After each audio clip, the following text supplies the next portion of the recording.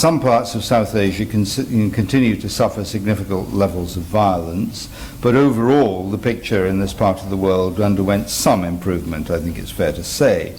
The establishment of a national unity government in Afghanistan and the signing of a bilateral security agreement with the USA and a status of forces agreement with NATO arguably set the conditions for a period of greater stability than has previously been witnessed. And although an Afghan Taliban that showed no interest in reconciliation was responsible for some of the highest levels of violence experienced in the preceding 13 years, it was unable to consolidate territorial gains in the face of a sustained and effective Afghan National Army and police response.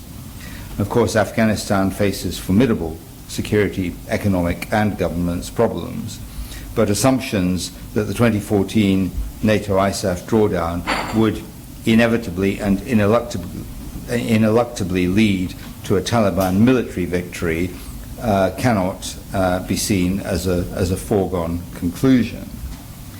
Within India, a Naxalite insurgency that not so long ago looked like taking over substantial swathes of the north of the country appears to have been successfully contained, with a significant increase in the number of guerrillas surrendering to government forces and a corresponding reduction in territorial gains by the insurgents.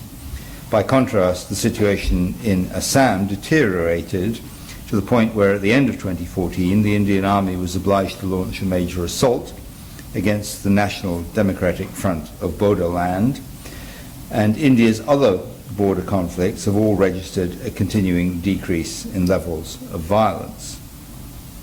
In Kashmir, however, progress towards a negotiated peace remained elusive, with artillery exchanges between India and Pakistani forces and 2 major terrorist attacks on Indian Army bases.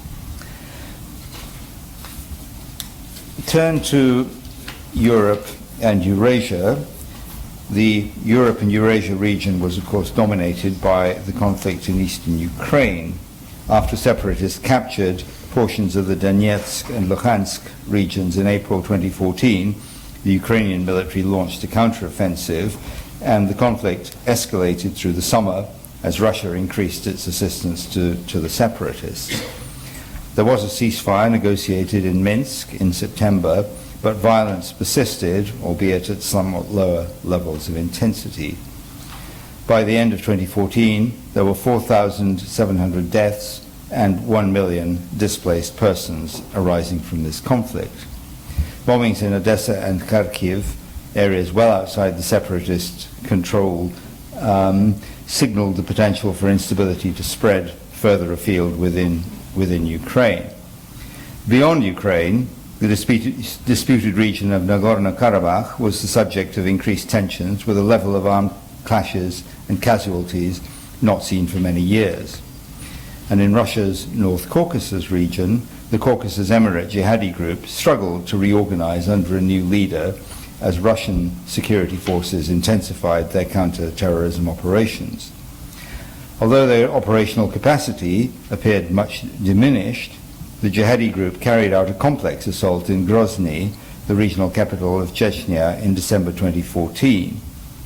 Meanwhile, Central Asian states face threats from their radicalized citizens returning from jihadism in the Middle East.